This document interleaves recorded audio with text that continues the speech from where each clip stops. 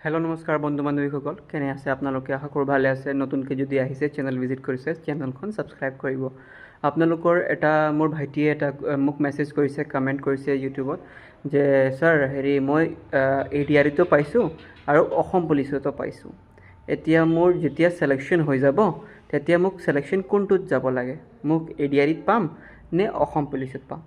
Assam police বা ADRE, আপোনালোকক মই নিজৰ কথা কৈ দিওঁ।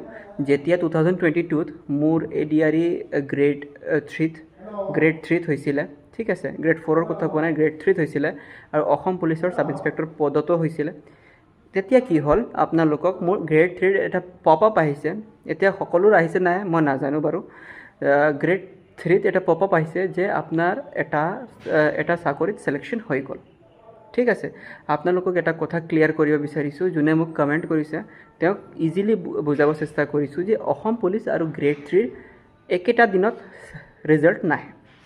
হয়তো 5 দিন, এসপ্তাহ, 10 দিন এনেকুৱা আগপিছ হৈ থাকে।